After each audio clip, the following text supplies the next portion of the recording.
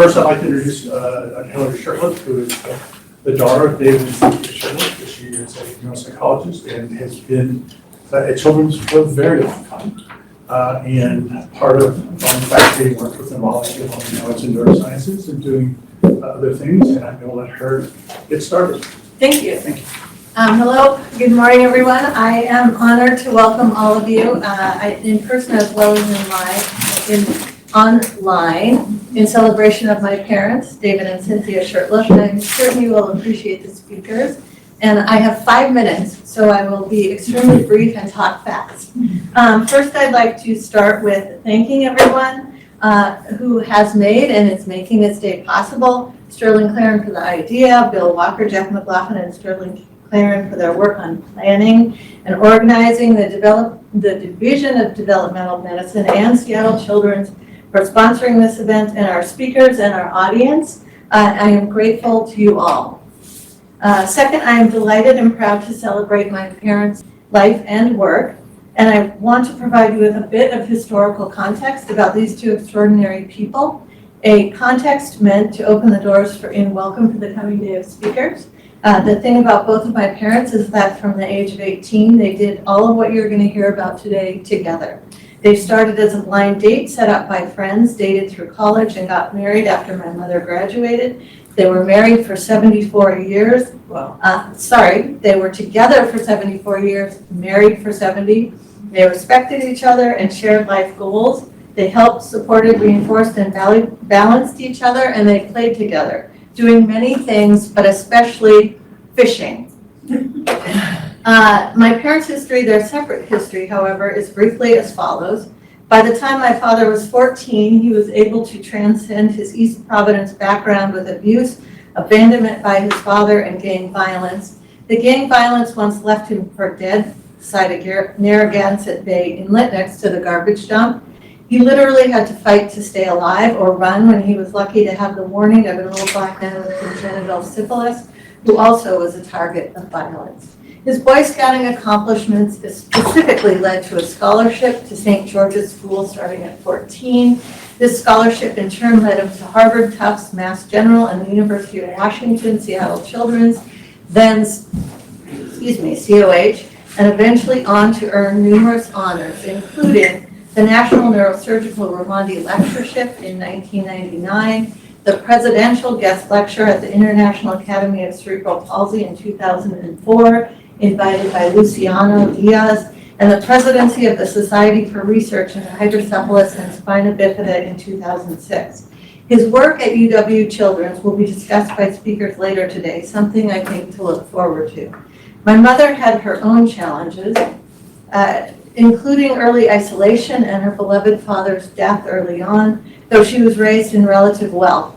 She graduated from Brearley School for Girls, a private girls' school, and went on to become fluent in French and graduate from Middlebury College, get a master's degree from the University of Washington, and learn multiple conversational level languages, including Spanish, Italian, and Japanese, before she traveled with my father. Initially as wife and mother, my mother simply and exceptionally supported her family and ran the home, and worked vigorously in her yard, especially on the rhododendron garden that she and her husband built. She assisted my father with scientific papers throughout his career, and my father credits her with half of all of his accolades, saying they did it all together. My mother increasingly engaged in political and advocacy work. She won the 2007 Immunization Leadership Award. Most important, she became Within Reach's founding mother. Their website honors her as a force for good and kindness and action on the behalf of all people. You will hear about my mother's political and advocacy work today. Again, I think something to look forward to. And my last slide, my parents were a team for 74 years. That in and of itself, I think, is worthy of celebration. I do not have time to tell you the countless stories of how they learned and grew together and supported each other through 3/4 of a century of building family, work, service, and play. I do not have time to reflect on their many friends, including students of each of them from all over the world. These friends helped and supported them just as my parents supported their friends. You will be hearing from only some of their many fabulous professional friends, and I am certain that you will appreciate what they have to say. I'm certain you will enjoy the talks. Thank you for the opportunity to speak about my parents, two of my best friends. I hope you enjoy the talks. Thank you. I'd now like to introduce Dr. Jeff Oshman, who officially if there's a title at Children's, he's held it. So without further ado. Yeah, thanks, Bill. Thank you. So Jeff Ogeman, right now my title is Chief Medical Officer. And when I was growing up, my dad, as many of you know, was faculty, and so you run into somebody in the hallway, including the dean, who said, well, I've known you since you were this big. And I feel a little bit like this room, since at least career-wise, most of you have known me since I was that big. And it's been, I want to also thank you just for being here in person. It's nice to have the place come back to life after 3 years of not a lot of in-person activities, and the energy and the presence is great. But I want to just tell a few quick stories and then get to the real business. So Dr. Shurtleff introduced himself to me in 2003 here, reminded me that I was the third Ogeman that he worked with, having worked with my uncle in Boston. I don't remember which slide or which picture it was or which bow tie corresponded with that. And then with my dad here. And then, but I've had the honor of working with two Shurtleffs and publishing with two Shurtleffs. And we just wrapped up a pretty good 20-year run together. Those of you that heard Grand Rounds Thursday, they heard a lot of the great work that Hillary, Molly, and the rest of the team put together over many, many years. And I'm very proud of that and grateful. So, when Bill and the other, not sure what word I'm supposed to call you all, cohorts. Musketeers, amigos, I was thrilled to hear about it, and this is so important for us too to remember how we got to where we are. So without too much ado, welcome on behalf of the hospital and everybody who's benefited from decades of your work in advocacy. It's a real privilege to see this discussion and lectures and just the joy of everybody being together. Thanks, Bill. So hopefully, if you didn't get a program, they're up here at the front. We can pass this back around in a minute. There are, in addition to what's on the program, we will have scattered throughout the day comments, reflections by 4 different trainees that work with David over his career here at Children's. And 3 of those are virtual. One is someone who's here at Children's now. The first one will be, and hopefully Joe is going to help me make this happen. The first speaker is Dr. Beth Ellen Davis. Dr. Davis is a professor of pediatrics at the University of Virginia, where she's currently the interim chief of the Division of Neurodevelopmental and Behavioral Pediatrics. She's always someone who I have known to take the big picture while developing and implementing intervention strategies and solutions for children with youth with special health care needs. She's recognized and admired nationally as a thought leader in our field. I've known and worked with Dr. Davis for 30 years, including time when we were both in the U.S. Army. My last Army assignment was, in fact, as her fellowship director at Madigan Army Medical Center from 1998 to 2001. A focus of her military career had always been advocacy for the needs of military children during times of frequent deployments and increased family stress. With her retirement from the Army in 2012, we were able to recruit her to the University of Washington, where she was the LIN director at CHDD, now IHDD. With her subsequent move to Virginia, after that, I was not able to compete with her mother's pot roast and keep her here. She was responsible for bringing a LIN program to the University of Virginia as well. She's a good friend, someone I'll always look to for better ideas to address the challenges that we have as developmental behavioral pediatricians. So hopefully, there is Dr. Davis. Greetings from Virginia. What a wonderful day of scholarly celebration is planned in your and Cynthia's honor. Thank you, Drs. Walker, McLaughlin, and Claren, for allowing me to participate in this memorable day of legacy sharing. Anyone that's done a fellowship mid-career or supervised a mid-career fellow knows that we bring some baggage to a training program. At that time, what I had learned to do was see patients very quickly, get to from point A to point B as efficiently as possible and with astute clarity. So because of my interest in the clinical care of teens with spina bifida in the military, Dr. Walker, who was my program director, introduced me to Dr. Shurtleff, who now I realize his job was really, I think, to break me in to the often inefficient and murky journey of clinical research. So I would just want to share a few moments with you, not about the research we did together, but what I learned from David about mentoring that I apply even today as we speak to the next generation of developmental behavior peds fellows. This wasn't really meant to be an analogy of the taming of a wild animal, but it kind of has some threads along that line. So I apologize. But I will say that, first of all, I always admired David for being able to set my pace.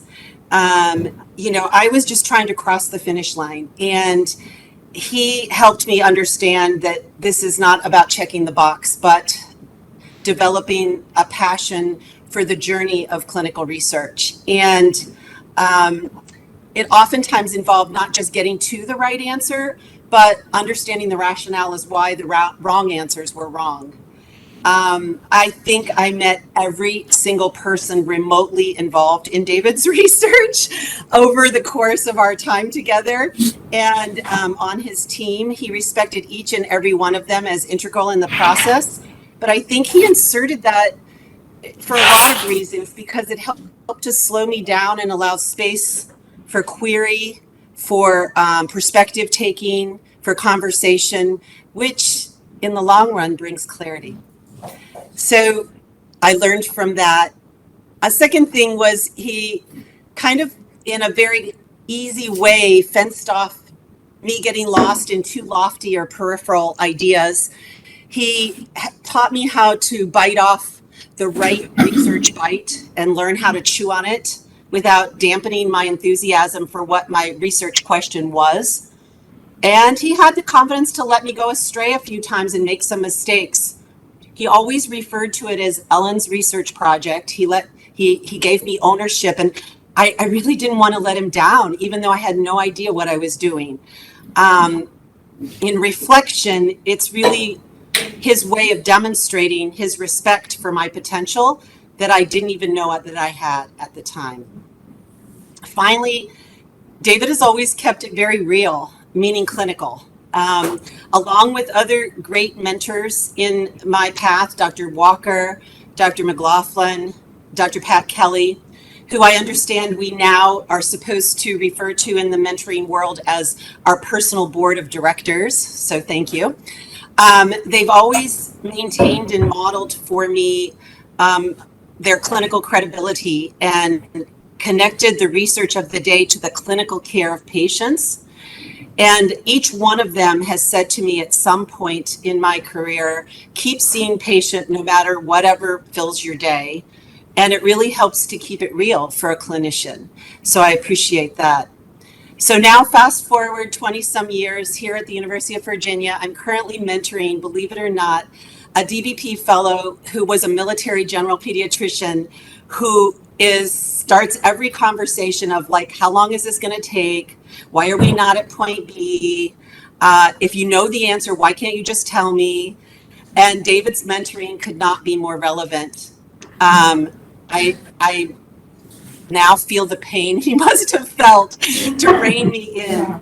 But even now, I'm still learning and gaining confidence about that if I stay the course and use the time that it takes to pace and scaffold and integrate patient care into the process, it'll be worth it, because like for me, it will grow into a lifetime of passion and respect for the science of our clinical care. So it's an honor and a privilege and a pleasure to participate in this day of scholarly celebration. David, of course we are all here. You and Cynthia have taught us to show up. Just like the two of you at Grand Rounds every week, we all need to be present for each other and the next generation of lifelong learners. Thank you again. I look forward to an extraordinary program today. Evan, like I said, unfortunately, I cannot compete with their mother's pilots. You see the program, we're going to go through some different phases of really where David and Cynthia had impact. And They recognized that to do what needed to be done, it couldn't be just, it was a part that was one person at a time, but there was also some systemic changes that needed to happen, and to how did you affect that on a systemic level for making things better. And so for this next session, I'm happy to introduce Sarah Rafton. Sarah is the executive director for the Washington chapter of the American Academy of Pediatrics, by the way, who were tremendously helpful in helping us make this happen. She's been in that position since 2015. She has over 25 years of experience working in health policy and hospital administration. She was a legislative advocate for Children's Alliance and also Seattle Children's Hospital. Yes, it has changed. For some of us, remember that Wright Auditorium was the beginning of the building at some point. Yes. During her time at Children's, she was also the director of the Augusta Brown Children's Clinic and the Center for Diversity and Equity. So she has a background in a lot of areas. She worked to achieve mental health parity to create a patient navigation for immigrant families here at Seattle Children's, to bring children back to school during the pandemic and to establish community health workers and pediatric primary care statewide, which we'll hear more about later this afternoon. Lori Leipold is at Partners for Children at the University of Washington. She also was a former lobbyist for the Washington chapter. She's a public policy director for Partners for Our Children, where she's been since 2012. Prior to that, she was a public policy director at Children's Home Society of Washington. That's where she met and worked with Cynthia, beginning for about 13 years until about 2017. I have the pleasure of introducing Dr. Danette Glassy, who couldn't be here today because she's traveling the world. Danette was the chapter president of the Washington chapter of the American Academy of Pediatrics in 1999 to 2001. And that position involves 2 years preceding that as vice president and 2 years after that as immediate past president. So she had 6 years as an officer for the chapter. She has a deep passion for early childhood. She formed the chapter's early childhood committee in 2006, which continues today. And Danette practiced at Mercer Island Pediatrics for almost 32 years. During her tenure as president for the Washington chapter, Danette had the pleasure of serving with Cynthia as the chapter's lobbyist. And she's put together a short video about Cynthia's lessons that we can all learn from. And Lori Leipold and I will have a conversation grounded in those lessons. And then later, at the end of the day, Lilac Reve and I will share how to be an advocate grounded in Cynthia's lessons. Good morning to you all. Thank you for inviting me to share what I learned about advocacy from Cynthia Shurtleff during my time as president of the Washington chapter, American Academy of Pediatrics and beyond. You all know that Cynthia was a remarkable woman with incredible success in all she did. She was a teacher, a fundraiser, advocate, and visionary. And you know that her entire life she put herself out, sharing her talents on behalf of children and families. In addition to all of her accomplishments, she gave generously of her knowledge and time as well. She put in an enormous amount of time. Cynthia was the Washington chapter AAP legislative liaison for over 20 years. And in this time, she mentored all of the chapter presidents in legislative and policy work for the health and well-being of children in Washington state. She did not want to be called our lobbyist, though. She was adamant about that. She came up with the title of legislative liaison. But that title hardly covers what she did for the Washington chapter AAP and for the children of Washington state. What Cynthia taught us can be summed up with the word relationships. Relationships with other child advocates, relationships with legislators and policymakers, and her relationship with us pediatricians, helping us grow as child advocates. Let's start by talking about forging relationships with other child advocates. Cynthia taught us that you can rarely accomplish a legislative or policy goal alone. Look at your issue and determine which other child advocates might be willing to work on the issue as well. There's power in numbers. Cynthia had robust, ongoing relationships with most other child advocacy organizations. She started Healthy Mothers, Healthy Babies, now called Within Reach. She had friends who ran the Washington State PTA, Children's Home Society, school nurse associations, and many others. And she helped form and initially ran the statewide Immunization Action Coalition of Washington State. And very powerfully, she helped form and run the Healthcare Coalition for Children and Youth out of the Children's Alliance. She charmingly called it HICCY, HCCY, but then would giggle a little. HICCY was made up of most of the child advocates and lobbyists in the state, including the children's hospitals, the faith communities, and sometimes even industry.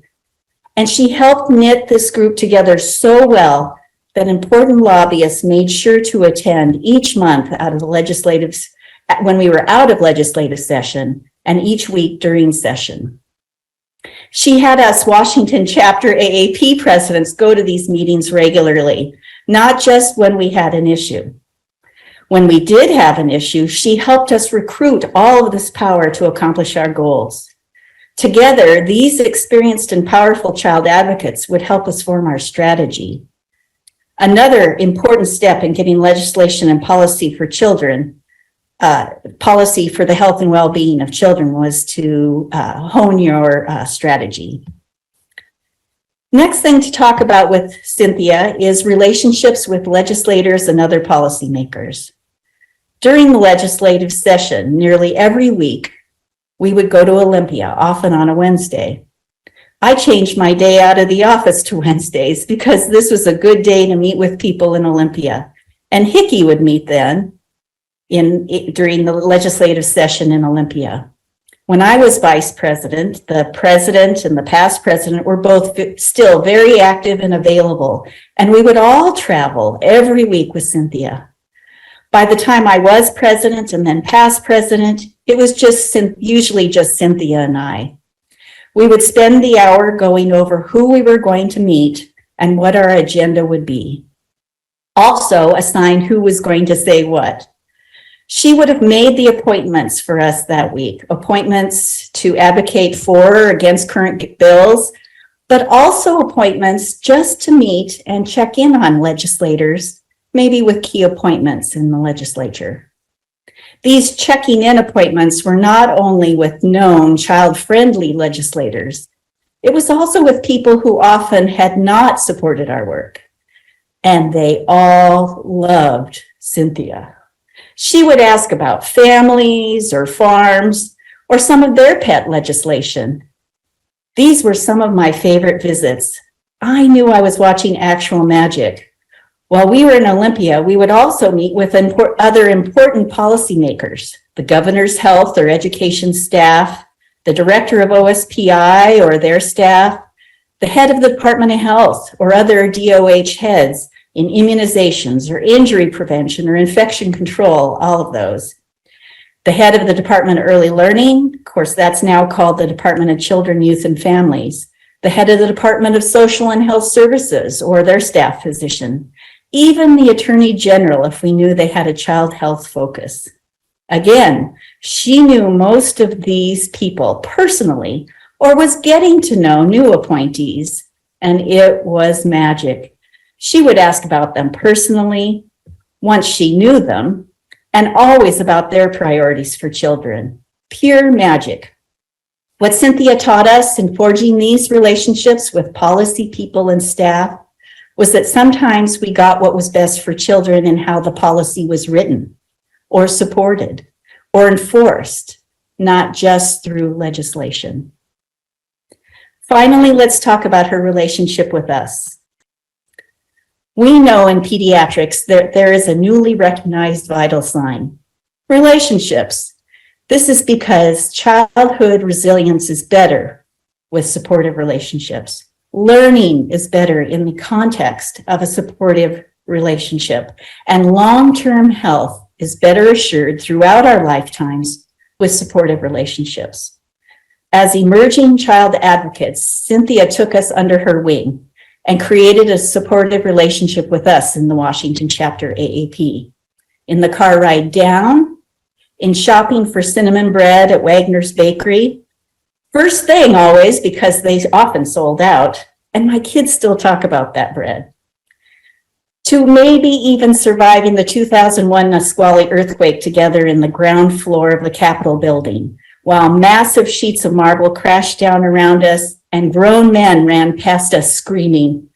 We laughed about it later, but during the shaking, we held on to each other. And when the shaking stopped and they finally cleared the parking garage for safety, Cynthia calmly drove us back home to Seattle. She was a rock. Every past Washington chapter AAP president who got to work with Cynthia is eager to remember her and their relationship with her. We are all better child advocates because of her and because she put in the time it takes to make relationships. Cynthia taught us to be better child advocates. Her relationship-focused methods were very effective in moving the legislative and policy agenda forward for the health and well-being of children in Washington state. So as you form your advocacy goals for children with special health care needs, remember Cynthia and relationships. And don't forget to take along newbies who want to learn from you as well. Thank you. My background is as a social worker. And of course, in social work school, that's what you learn. It starts with the relationship. So the work in public policy fits very well with all of that. And I have to just say one thing about Cynthia is that I've been doing this a long time. So seen a lot of different lobbyists, a lot of different approaches to the work. And there are some who I think they approach it as kind of like, okay, I'm playing chess or something, and my next move is going to be this, and then I'm going to do that. And that can also impact how you observe their development of relationship, that it seems a little just more strategic as opposed to heartfelt. And Cynthia was always just heartfelt. And you did not get a sense that she was plotting. Now, she may have been plotting, but you didn't really get that sense that she was doing, that was her being that was really coming out. In terms of forging relationships with other advocates, I learned very early on. I started this work working on an adoption bill. And I had no idea how a bill became a law, frankly, which is pretty pathetic, but that was the case. And I was just working with, in my job at Children's Home Society in a program they had called the Adoption Resource Center. And a volunteer lobbyist was working on a bill, and I said, well, is there anything we can do to help? And I started going to Olympia with him periodically, and we would have hearings. I'd go to hearings and just be kind of in awe of how all this worked. And the bill died. And there were people who came and testified against it. And I thought, who are these? How can anybody be against this bill? And I realized then that, well, yes, it's good to know who your friends are, but you also need to know who your opposition is and really work with them and get to know them. And so from that point on, I think it was just one of those things where you want to know who's with you and who's not with you. Now with electronic sign-in, or even when we did paper sign-in, you could look through and see, did anybody sign in con? And you'd never want to be surprised. So sometimes there still are surprises every now and then that somebody is signing in, but it was one of those things where that stuck with me, that I can't make assumptions. You need to talk to everybody, find out who else is there. And there's so much richness in working with other advocates. We now have multiple coalitions, and the more you can get your agenda on the agenda of other coalitions, you've got a lot more people who are going to sign in pro or con, whatever you want, on your particular issue. So yeah, it was that very early on lesson. Great story, Lori. Could you share a story of a legislator that you stayed present with and kept forging that relationship over time? Maybe not a usual suspect, maybe not the chair of the children's well-being committee or the chair of the healthcare committee, but someone that you cultivated over time. and what you'd like us to know about that. I think that, again, a lesson, never burn a bridge. Who you're against or who's against you this session may be sponsoring your bill next session. So in general, I feel very fortunate that the issues I have worked on have been very bipartisan. I think that, again, developing relationships, not making assumptions about where people are coming from is important. Some of the issues that I have worked on more recently, where there are members who honestly, in every other way, would have probably been on the opposite side of, they have become a real ally on a particular issue. And often it's because of a personal experience they've had. And I just want to go back to something Danette said about Cynthia, that really getting to know somebody. So the person who came to mind is kind of not really an unusual suspect, but I didn't know where he would be going at the time I first met with him. And again, thinking about the first bill I worked on, and this bill had to do with the ability for adult adoptees to access information about their birth family. And the legislator became Senator Hargrove. He was Representative Hargrove at the time. And I don't remember exactly why I found myself meeting with him. Maybe he was on the committee, whatever. I don't believe he was chair of anything at that point. He was a pretty young legislator, fairly new, and absolutely 100% against what I was working on. And at the time, I had a fairly, a more limited scope of what I worked on. It was really focused on child welfare and very much focused on adoption-related issues. And it was just that, again, it's like, how can you be against this? It just makes so much sense. And it was, I don't know, I think he also, on many levels, was committed to developing relationships. In many respects, we're far apart in terms of our upbringings, our faith, all of these things about us, but he was always willing to talk. And that notion of not like shutting somebody out, not closing the door, and just being interested in going back, being polite, not being rude in any way. I want to bring up in the relationship realm the importance of the relationship with the legislative assistants and the legislative staff, because I also got to know his long time legislative assistant. Again, we're very, very different, but you just spend time chatting. And over the years, I went back and looked because he retired, a number of sessions ago now. And in terms of keeping in touch, it is hard. I have kept in touch. Usually it's through a text every now and then. He is dealing with physical challenges, but I saw him towards the end of this past legislative session. He and his wife, I also got to know his wife, his kids a little bit, and got to see them. And it's just wonderful to have that connection. But I went back and looked at one of the last bills dealing with adoption that I worked on. That was a fairly controversial bill, thinking, oh, maybe I did convince him over time to be more on board with it. But no, he still was a no vote, but we won. We have prevailed. Moved forward, and he didn't block it, didn't stand in the way, and I think that is mainly because of that just ability and willingness to keep talking. Yeah, I love that story. Thank you. How have you maintained patience when developing relationships with agency leaders and bureaucrats? Well, my initial response to that was, I haven't. You and me both. It can be very, very frustrating. But again, it's important, and everybody plays their role.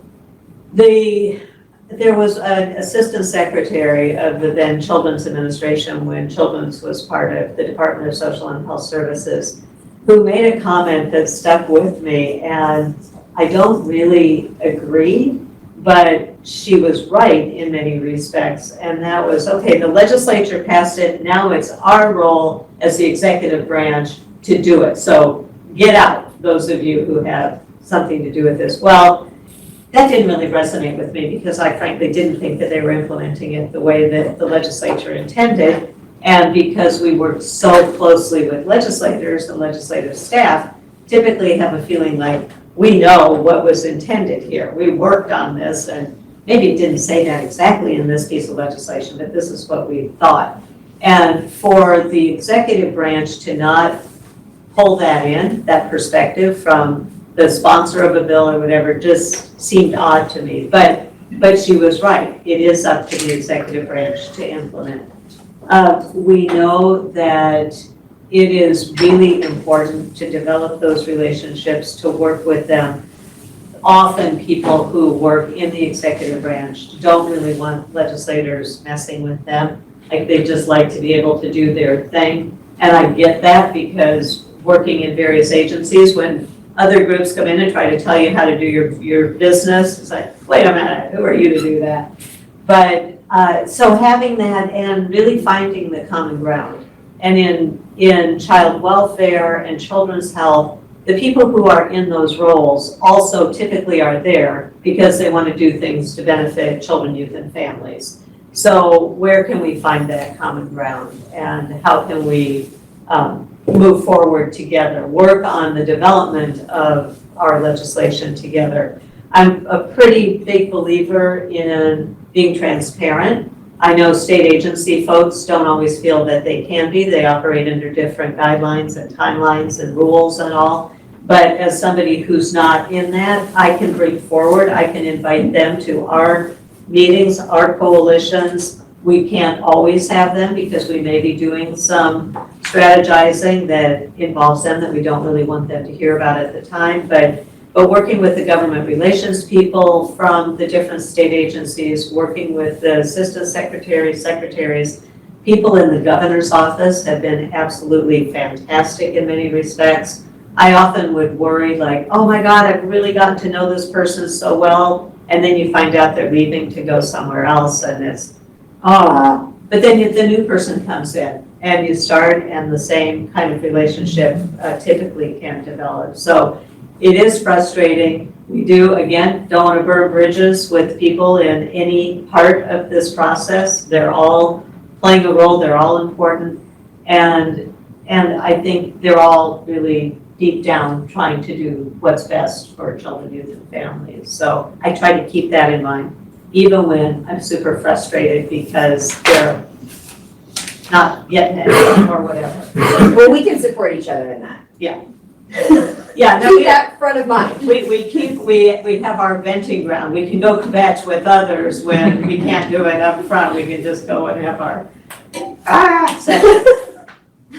So this is my final question and a bit of a follow-up to that.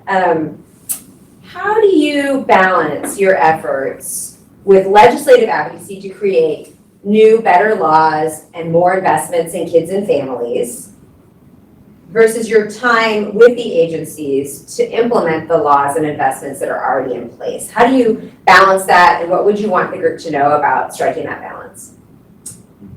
I would say, for the most part, my role has been more in the development, the policy development, the advocacy with the legislature, also advocacy within the state agencies when something doesn't have to be legislated.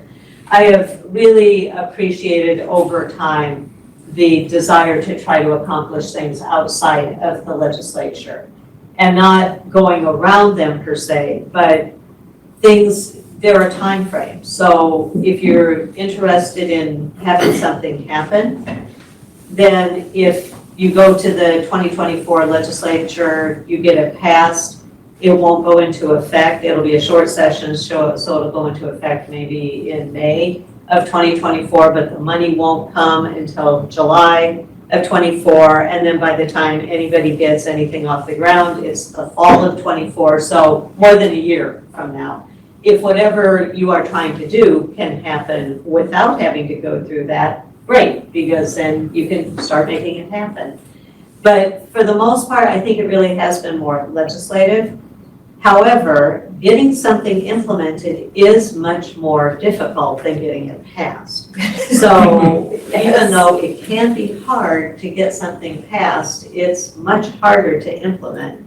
And if there are ways that those of us who do our advocacy can help and be part of that, even though some might be saying that's not your role, then I think it is incumbent upon us, because if we're just in that cycle of, okay, wow, great, we did that, we got that done, now what are we gonna do next session? Oh, good, let's go get it, let's get our legislative champions. That can be very important, and that can be the best approach. But it also kind of puts you in that mode, and every time the legislature passes something, there probably is a state agency that is going to have to implement.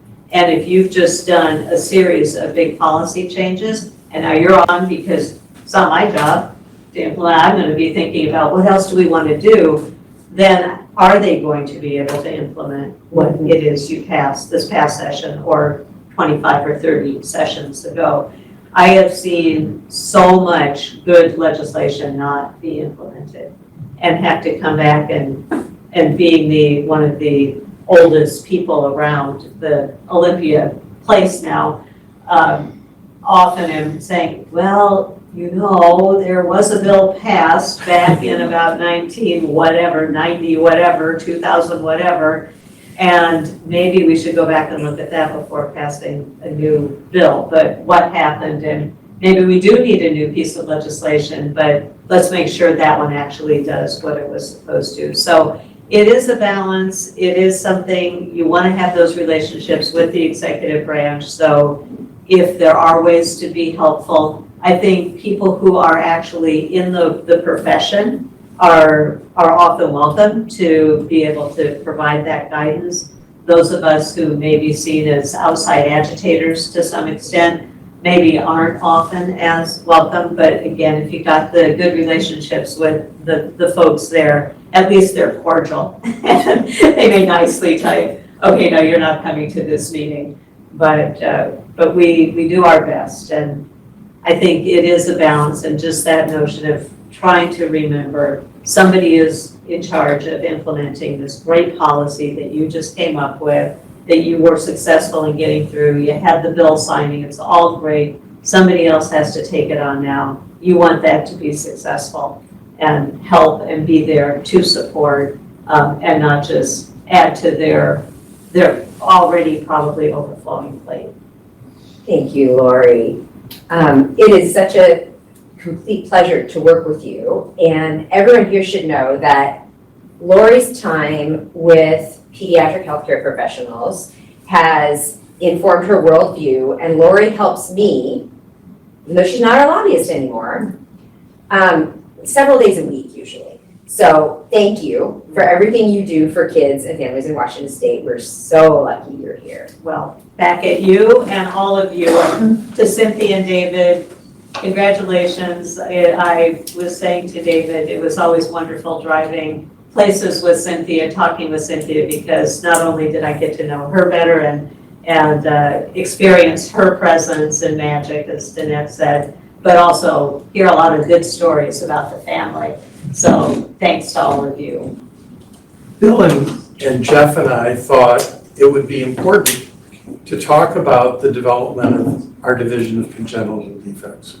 Medical history is not well taught. People want to know what's new, what's going on now. Reading articles that are more than 5 years old rarely happens. Rarely happens. And we thought, though, it would be a very good time to talk about the 60 years of development of the Division of Congenital Defects. While the programs that are within this division have changed over time, the principles that have guided this division have not. As Bill and Jeff and I talked about how to find a metaphor or a drawing that would help us to kind of captivate this, we started with trees and flow charts and diagrams. And then we just, it didn't get changed. But we thought the amoeba was the best thing to use to explain how this thing developed. In 1960, David Shurtleff, fresh out of the Army, 30 years old, returned to Seattle to join the brand new Department of Pediatrics led by one of his mentors, Bob Aldrich. And Dr. Aldrich said, "You will start the outpatient programs for the University of Washington. Go." And now, by 1962, it had morphed into this thing above it. The question that I wanted to know the answer to was, how did that happen? There's nothing written. There's no paper. There's nothing anywhere except in the mind of one David B. Shurtleff. So I started taking him to lunch. And slowly, as we heard the stories of the 1960s and the challenges, it became clear how this evolved. David, as a resident, had worked with Phil Dodge. He'd become interested in hydrocephalus and megamonocele. As he is developing his general medical clinic, children are finding him. Families are asking him to take care of them. And this starts to be a challenge. How are we going to actually take care of children with special needs here? Now, he's been influenced medically by Dodge, and he's been influenced by Aldrich. Aldrich was a very early advocate to this new idea that relationship is important in pediatrics. One of my favorite quotes from Bob Aldrich is, "Where you put the stop signs in a city is a pediatric question." Everything relates into circles and circles around healthcare of children. David was influenced. And then David read a book by a fellow from Melbourne, Australia, who'd started a meningomyelocele clinic run by a surgeon. And David starts a specialty clinic for congenital defects. There are other people who come by. There's a young fellow named Dennis Christie. He's a new GI guy in town. Well, there are a lot of patients with congenital defects that have GI problems, so David brings him in. That's Dennis's start. Of course, he spins out to his own GI clinic. Other people move in and out. Bob DeVito, who is a plastic surgeon doing cleft lip and palate, moved under the influence of David for a while and starts a cleft lip and palate program. Now, the next part is really important, but I wasn't exactly sure how it really happened.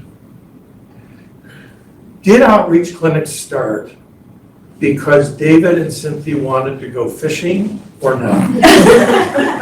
It's a little unclear. It really is a little unclear. But Felix Montez has started the March of Dimes here, and he recognized that when David was out of town, maybe he would do a lecture for the March of Dimes.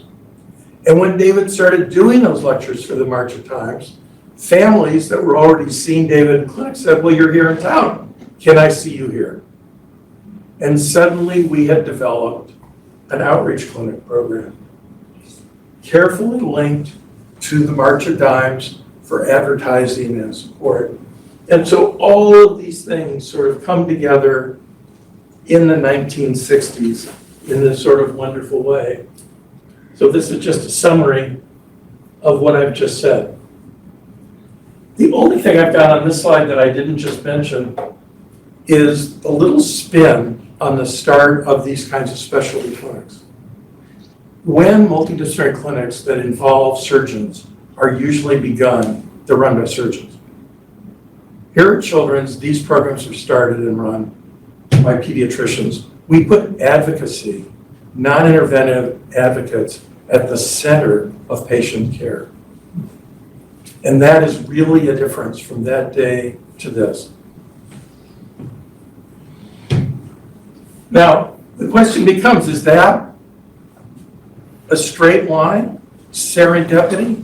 How do you do this? It's just the most wonderful story of how things come together. and how you link medicine to advocacy right from the beginning. So Felix Montez and the March of Dimes, they became really friends. They worked to develop these outreach clinics, these fundraising schemes. And then Felix says to David, what about data? Data would be really important, don't you think? We could use data to actually show the donors from the March of Dimes that their money is actually going to something important. Why don't you start a database? And so we did.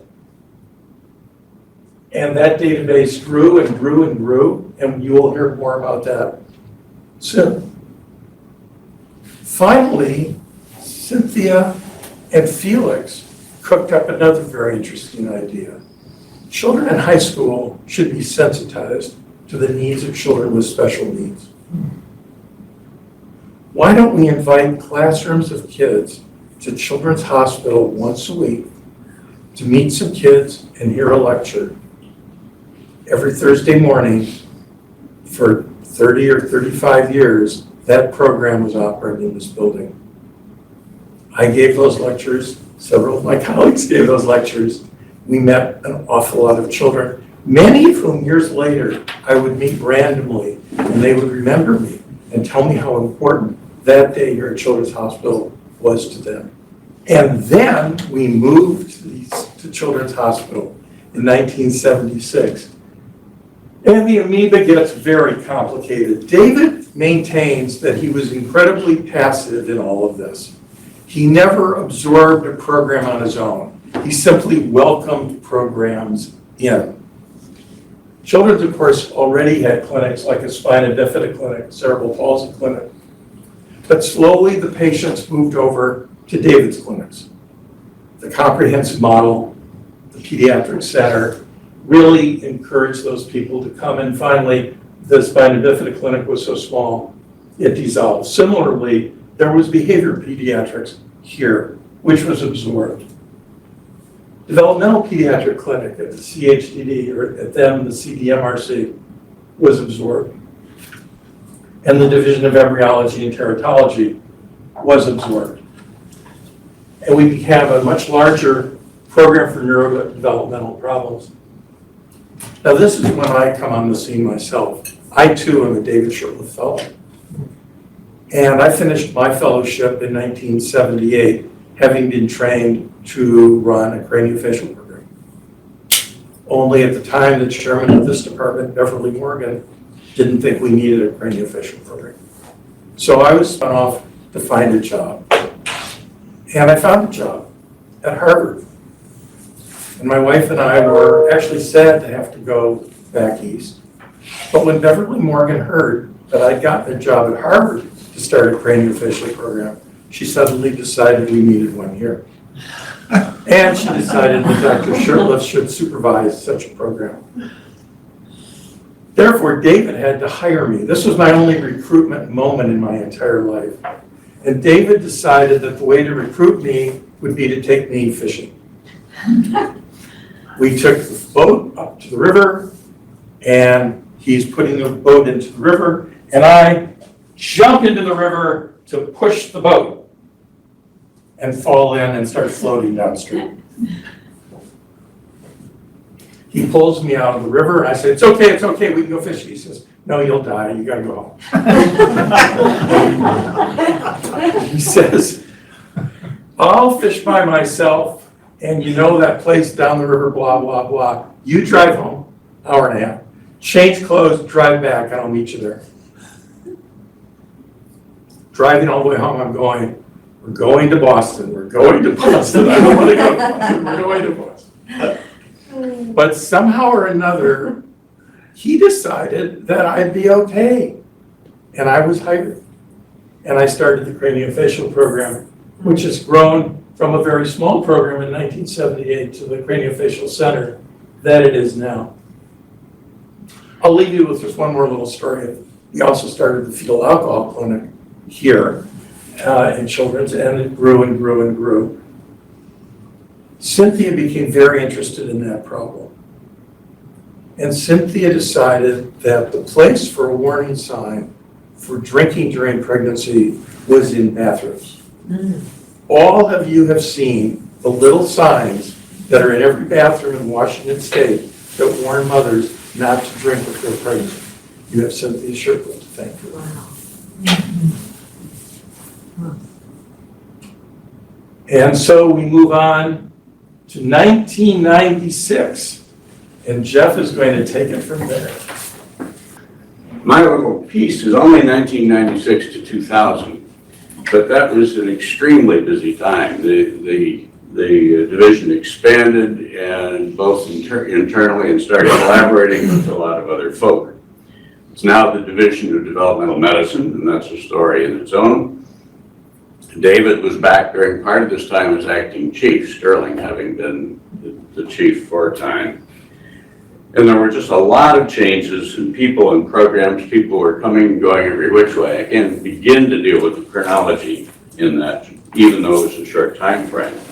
So I'm going to talk about some core division programs that I think illustrate the guiding principles that we've come to understand from David, all of us that were fellows. And David's guiding principles really have driven the division forward this whole time. Two of the principles, the patient first and pediatric-led interdisciplinary care, as Sterling said, gave us really robust programs and kept us immersed, as Ellen said earlier, of really being engaged with the real world of children and their problems. And the research spun out of that, and I think has been a particularly effective research. And the clinics, the outreach clinics Sterling has touched on, those continued beyond the March of Dimes with a number of contracts that David worked out with the state and Department of Health that had us flying all over the place and landing in very odd places. Landing in Grace Harbor one day, coming down, it's a runway, it looks like a 2-lane highway, it just runs for a little distance. Side wind, I'm sitting next to the pilot, I look out the window here and there was the runway. I had to turn the plane almost 90 degrees and boom, we did that a lot.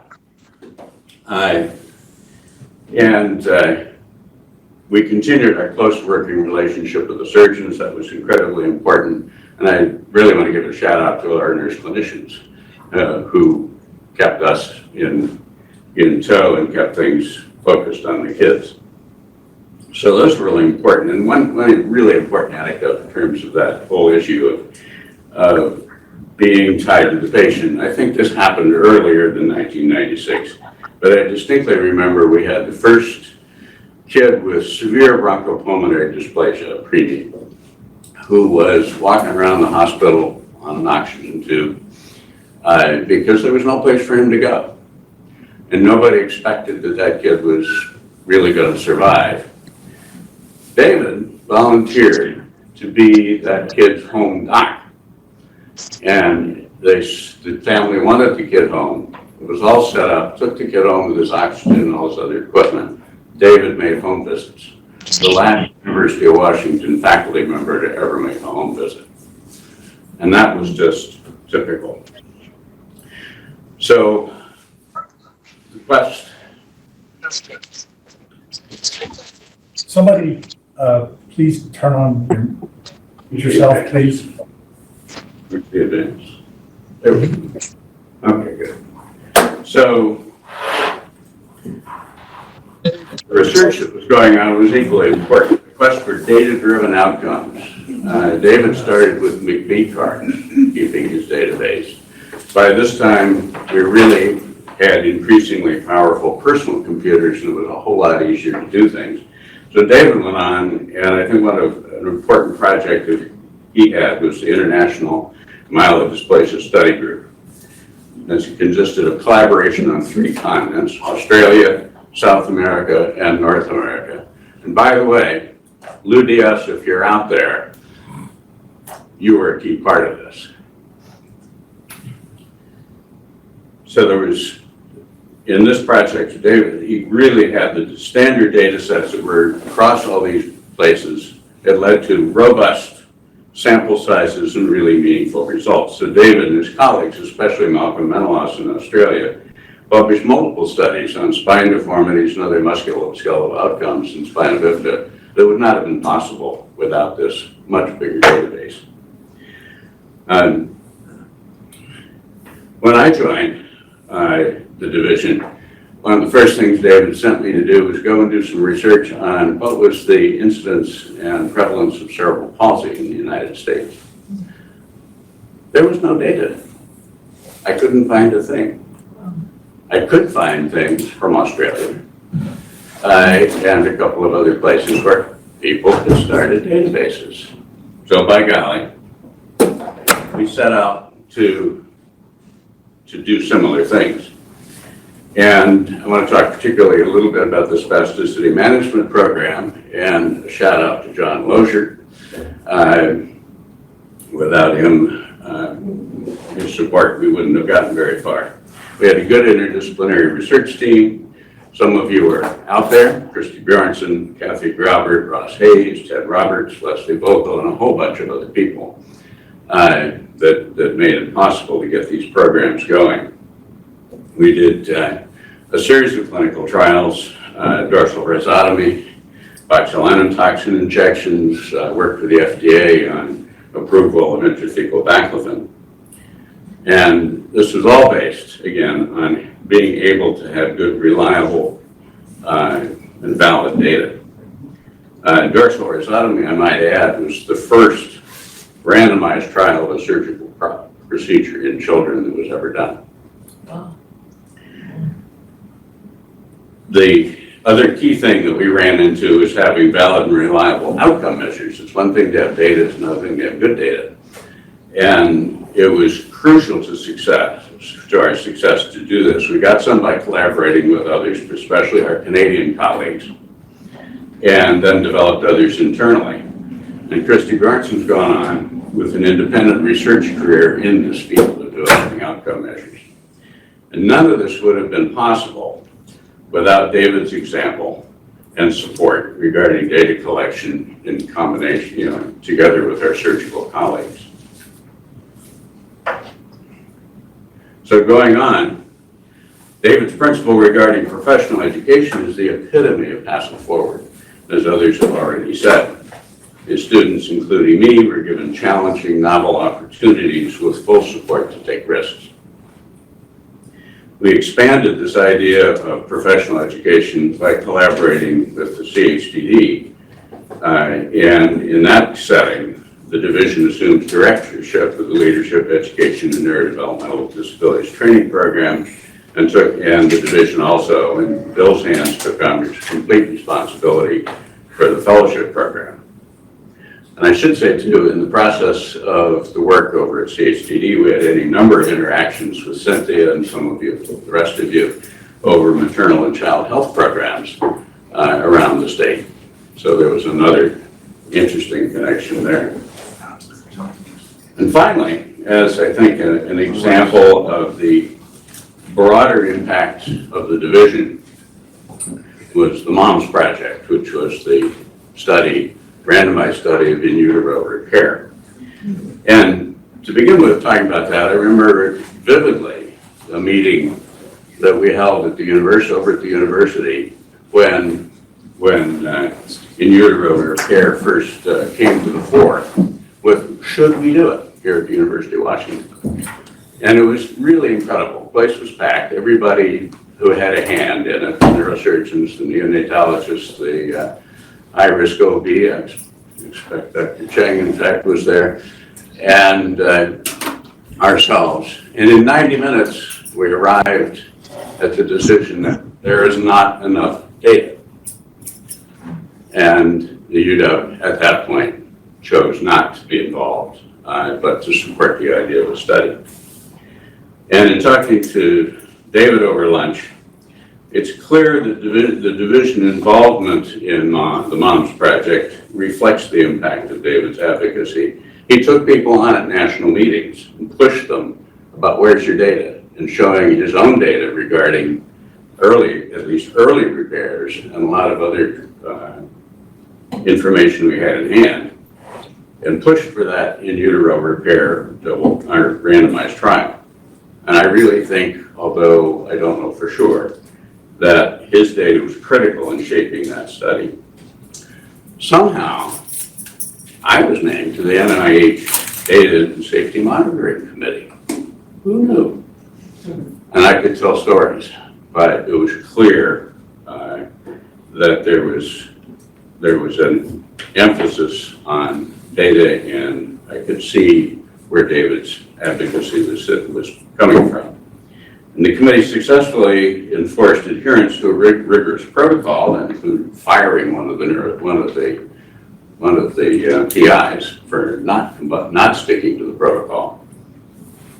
And in turn, we really wound up with a valuable study outcome that has greatly benefited both infants with spina bifida and their mothers by really clarifying what are the advantages, what are the disadvantages of in utero repair. And so I know that now the UW is getting into the business, and they'll have data to help them. In closing, David, thanks for all the career support and for modeling what it means to be an advocate for children.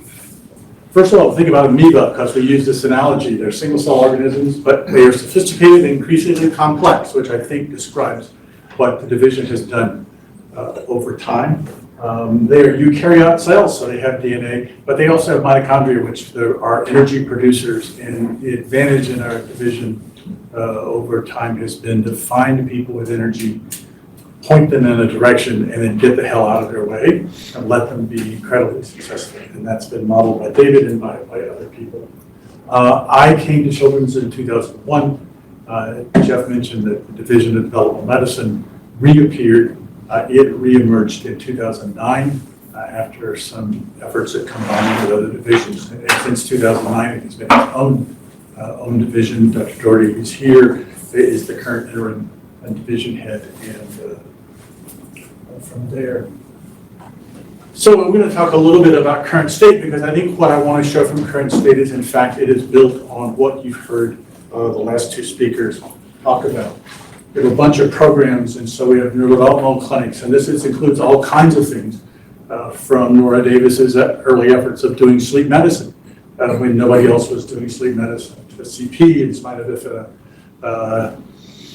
things along those lines. We had regional clinics both in Washington and Alaska, landing in some places that, as Jeff said, were a little interesting, but those clinics continued, and I think at one point they were some of the only clinics that Children's was doing outside of the building, and so those were going on.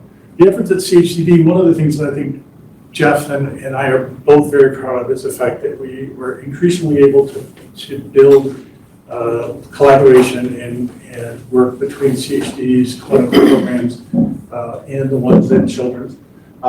Things like autism spectrum, child development clinic, what was at one time the high-risk infant follow-up clinic led by Kurt Bennett for many years, that became an infant follow-up development clinic. I'll tell you why that's name change is important. We created a cardiac follow-up clinic because of identified needs, as well as a Pt.1 clinic for a period of time. Prenatal anomalies, David took the approach of that it was important for families to understand what, if they had a child with spina bifida, what that child might be like. And it was from a pediatrician's point of view and not from a surgeon's point of view. Unfortunately, there are still people being counseled in 2023 that if they have a prenatal diagnosis of spina bifida, that the best option is that they should terminate the pregnancy immediately. The child will never have any value or have a life worth living. And they also mentioned the fellowship program. The fellowship program that emerged, the first efforts at fellowship were 1976. Kurt Bennett was one of the first fellowship directors. In the early 2000s, we were one of the early programs that were accredited by the CGB. We're now one of 44 accredited programs for developmental behavioral pediatrics. Later this afternoon, you'll meet Emily Myers, who's the current fellowship director, and hear about some of the fabulous things that she has done with that program. All of that based on the idea of patient care was intimately tied with research, and that you needed to take care of patients to know how to ask the right questions. And an expanded workforce that included, as Jeff mentioned, our nurse practitioners, but also within our group, we recruited basic scientists. Christy Bjornson, who is a physical therapist, came on board as one of our first non-physicians faculty members, and we have several other since then. But when we talk about a team, we also have to remember that this team, when we talk about neurodevelopmental, it's not just the folks within the division, but we depend on our therapists, and we depend on our psychologists, and we depend on our nutritionists, and we depend on, for God knows, we depend on our social workers. I have often volunteered to trade at least 1 to 2 doctors for another social worker in several settings. It just was a good idea. No one would take me up on that. Why? So if this is what's going on inside the amoeba, I want you to understand a little bit about what's going on outside of the amoeba. I'll start down at the bottom. We're very fortunate in that the Madigan Army Medical Center has a fellowship program, the only one in the Department of Defense, and there's very strong relationships between our program and their program. We share clinical care, we share training, didactics, and Dr. Myers even has created in conjunction with the folks at Madigan, there's a boot camp for new developmental behavioral fellows, and they do that work together. The prenatal work that David did, and Dory did, that Jay Hoffman does, Dr. Shane does, has really led into a very important relationship with the Fetal Care and Treatment Center of the prenatal program here at CYASHCN. I mentioned this top corner, it looks like it's complicated, and it is sort of, but the things to think about is what we realize is that we have connections with a lot of other parts of the hospital. So we deal with medical specialties, surgical specialties. The Autism Center, Chuck Cowan was the medical director for the Children's Autism Center and led that effort and made sure we got involved in taking care of those children, which was the right thing to do at the right time. And then the other aspects of what's going on at CHDD. What we learned is that if we took these programs that we had and we took care of these other areas that we were dealing with, there were some things that we did really, really well that we could provide service support to CHDD, but there were things that CHDD had that we did not have, which included a much more robust ability to do standardized assessments. They couldn't do follow-up, so we could take care of patients they identified. They could help us better define and categorize children that we saw. So this cross-work between the medical specialties, the surgical specialties, we suddenly had transplants saying, gee, we have children who are going to have a transplant and we need to sort of have an idea what their development's like before we change their litters out. Can you see some of these patients? Cardiac learned that to get cardiac referrals, it was a good thing to have data, and we've talked about data on what their outcomes were like.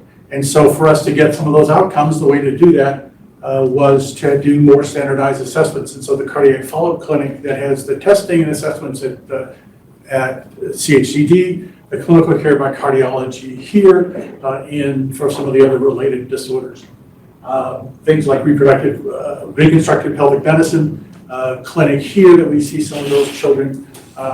We've been involved with rehab, children with muscular dystrophy, those kinds of things. So I really want people to appreciate that there is this great overlap and interaction that where there was a time perhaps we operated in isolation.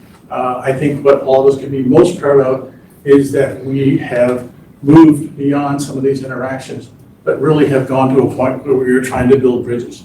And building bridges to all of these, we heard about relationships. This is what this is all about. I have the ability, over my 20 years here, I got to the point where I could do Dr. Ogerman's "You Need a Surgery" talk for a kid with a tethered cord, and I could give that to the parent for the first time so that when Dr. Ogerman gave it, or Dr. Hoffman gave it to her the second time, they'd heard it already. I also can say I had the opportunity to describe clinic visits that patients might experience with other providers in the clinic, the length of those visits, the directness of those visits, the lack of detail in those visits, that go there, go see Dr. Mosca. He's the person you want to see. He's going to tell you in 2 minutes what you need. He plays with sharp things. I do not. And it works out better that way. Come back to me and we'll talk about it. If you want to talk, see me. If you want to have an operation, you go see Dr. Foster. It worked out much better. I did have a patient once ask me about a tethered cord operation, and I explained using Dr. Oshman's spiel that they needed the surgery, and the mother looked at me and said, well, Dr. Walker, are you going to do the surgery? And my response was, oh, good God, no. That's a terrible idea. So understanding then some of this issues with, I think, bridges.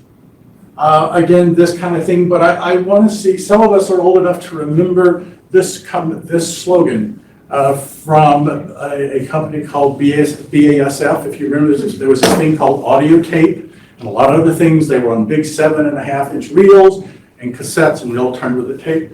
And so their slogan for forever was, we don't make the products you buy, we make the products you buy better.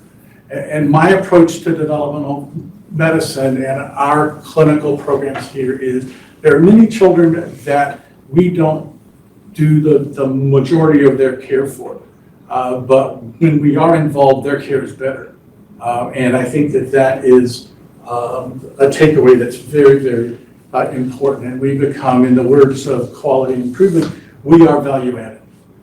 And we have been fortunate for many years to have a hospital that recognizes that we are value added. I have always appreciated being able to say this is the right thing to do, and they have hospital support about that. I haven't always gotten what I wanted, but at least I was heard. And I think that's also very important. And credit to Seattle Children's, because I have friends in this business at other hospitals where the first question is, you're not seeing enough patients, and what have you done for me lately?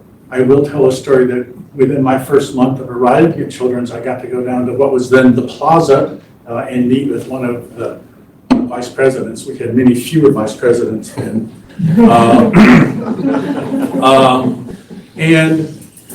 It was the, hi, nice to meet you. What are you going to do about your 360-something day wait list?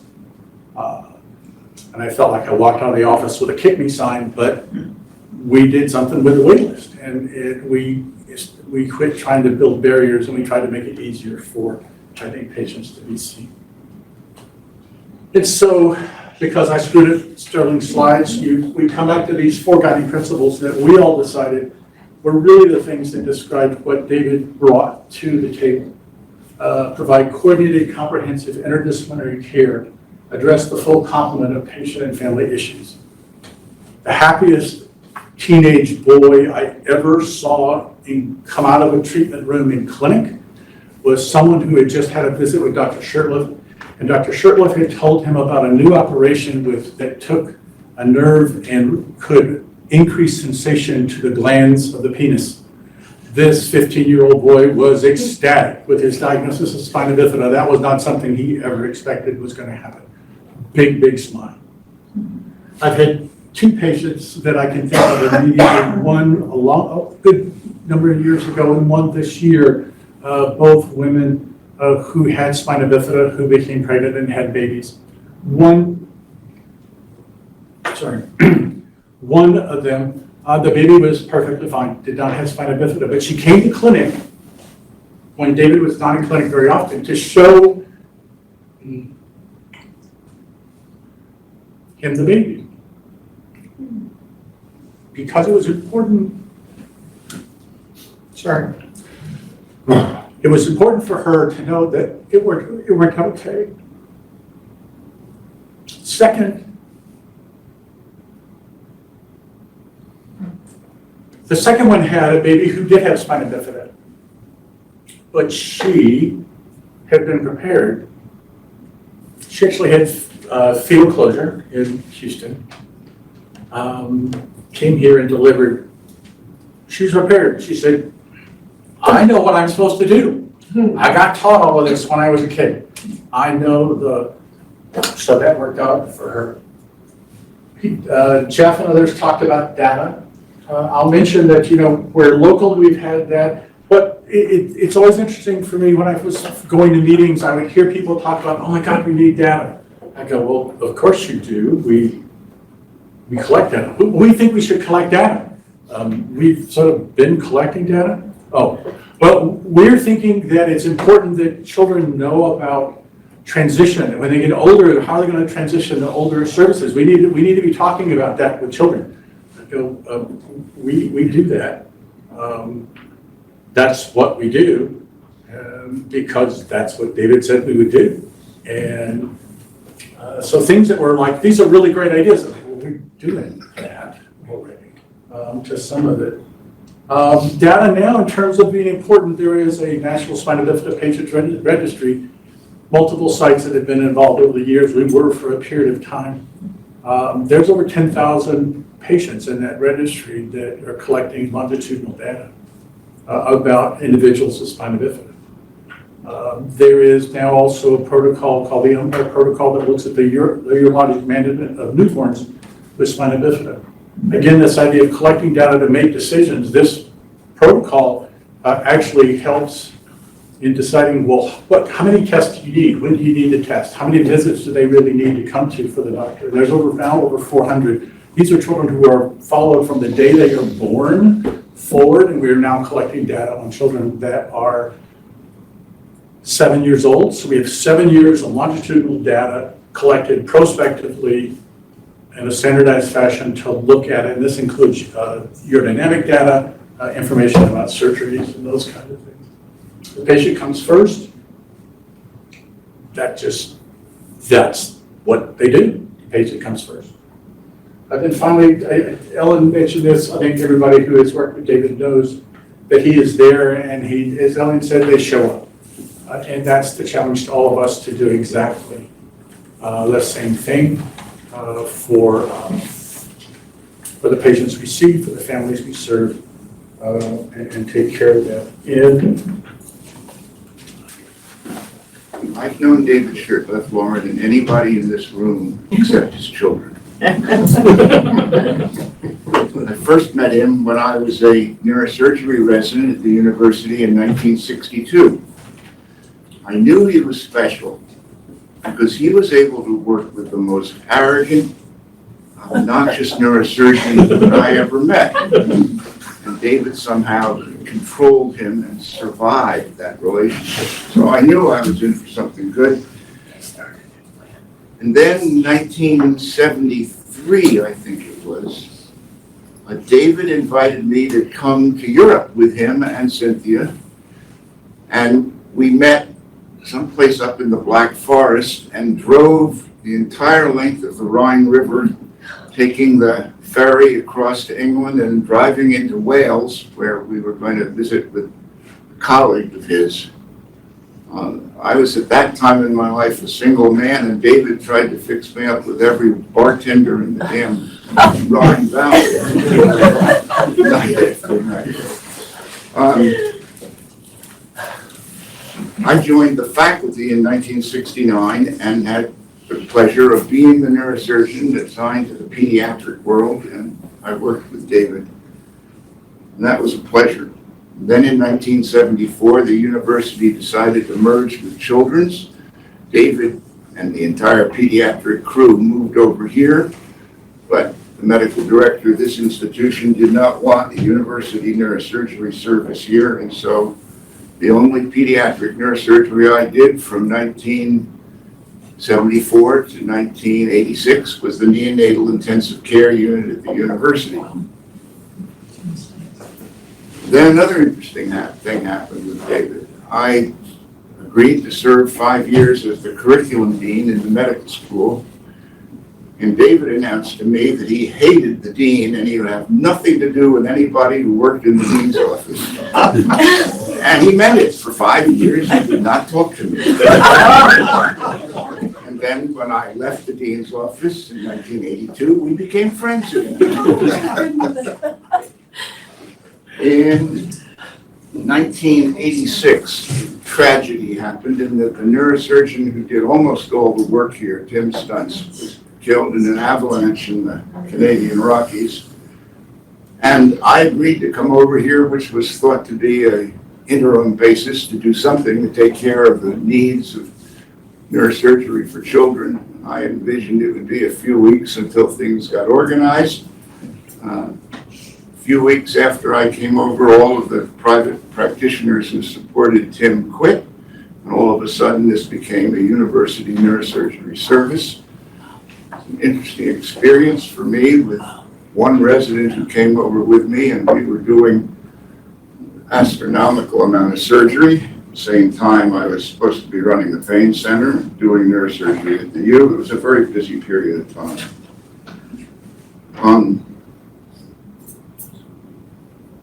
It was a great pleasure working again with David and the congenital defects team. They made life easy for me as a neurosurgeon. The clinic was a pleasurable place to work. The staff were all positively oriented.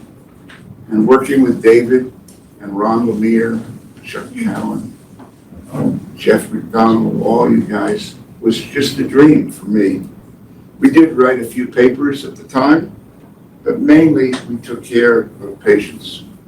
In 2003, I retired from my pediatric practice and retired completely in 2008. And I've had some time to think about and reflect on what was it that made working with David Shurtleff such a wonderful experience. And the best I can find for it was a quote from a professor at Harvard in 1927 who wrote, "The secret of the care of the patient is caring for the patient." And that was David's secret.